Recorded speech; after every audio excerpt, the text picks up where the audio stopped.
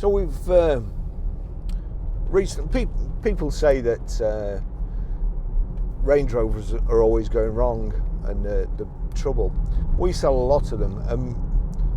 Touch wood, we don't have many problems at all.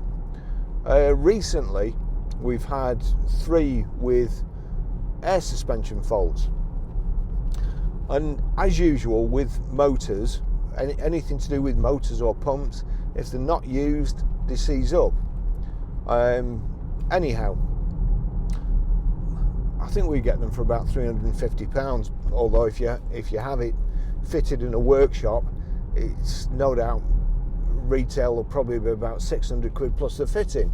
And it's on the old ones, it's quite awkward to do, quite labour intensive, and they're underneath the car. On the new ones, we have a very, very clever guy who comes and diagnoses our electrical faults. For instance, we sent a car into another auto electrician. It was a Vauxhall Astra with the roof not working, and it came back about 9 weeks later with the roof not working and the boot not opening, having spent £800 on parts. We called this chap in. He had the whole lot fixed within an hour, and apparently the ECU that controls the roof had lost part of its coding. Now don't ask me how that happens. I mean, sometimes if my computer, I do a lot of website work. My computer, if for any reason it gets interrupted halfway through doing something, it loses lots of stuff. I mean, I've had to restore my website when it went off midway through the other day, and it was off for a week while I found out what did it. So I'm not saying the job's easy, but this chap's brilliant. It had lost its code. Anyhow, we also had a Range Rover, a 15 plate Range Rover, the one I was using, and these things only come to light. Nobody uses them, and then when you do use them, of course they've seized up or something got blocked up. And of course, when I'm videoing, I always try and check everything on the car. And the Range Rover we've got is got access mode. So when you switch the car off, it goes down, makes it easy to get out. When you get back in, blows the suspension up, and it's really good if you use it. This wasn't activated. I activated it, went down, warning light came on, not working. So we got the chap in. He diagnosed the problem being the pump, the faulty pump. But then, and this is why he's worth his weight in gold, he said even though Land Rover don't list parts for this model, this pump is the same as on the, I think he said the 322, and you can get the filter, the exhaust filter, and also the little valve. The whole pump costs 360 quid to us, trade plus VAT. The kit, the filter and the valve, £27. There's 2 Torx screws holding it in, a 17mm and a 13mm pipe. Now, what I did, I'm always frightened of working with compressed air because you undo something and it blasts out.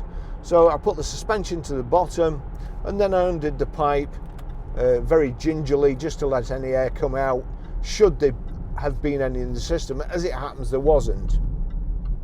But again, I would advise you, if you're doing it, to wear protective goggles, wear glasses, just in case. You never know, and you don't want to do anything wrong. You've only got one lot of eyes, so be careful. So you undo the pipe, 13mm I think that is. And then there's 2 Torx bolts that hold the dryer on, and you need to be careful with that as well because it's full of these kind of beads. So when you take it off, there's a spring at the back, and it's full of beads, so hold it and get it upright as soon as possible, and certainly don't invert it, otherwise you'll be picking beads up for the rest of your life. There's thousands of the things in there.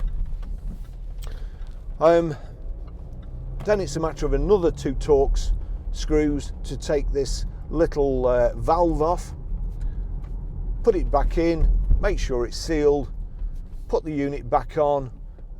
You put this like little brass filter on the end, and I screwed it all back together.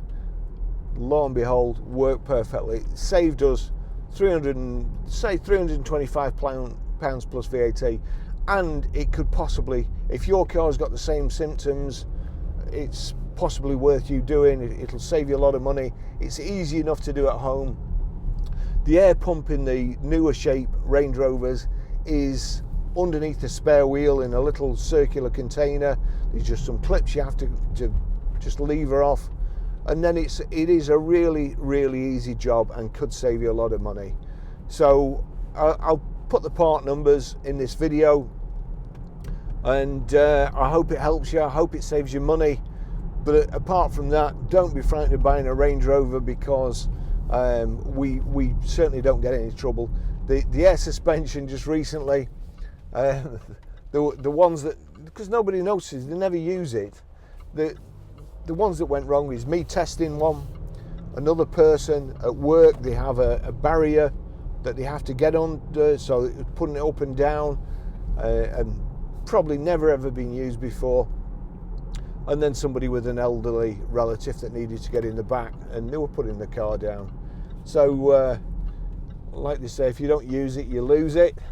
So make sure if you've got a Range Rover, every so often just send it up and down, and keep everything working. Thanks for watching.